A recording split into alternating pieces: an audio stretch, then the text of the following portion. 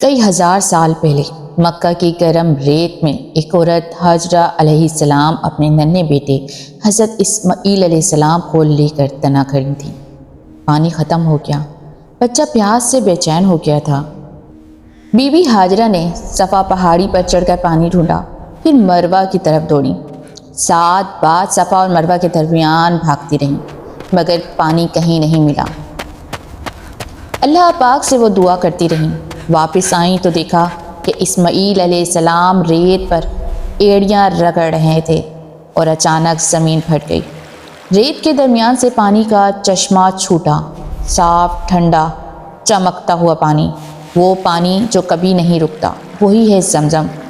آج دنیا بھر کے حاجی وہی پانی پیتے ہیں جس کا آغاز اللہ کے ایک عظیم معجزے سے ہوا تھا۔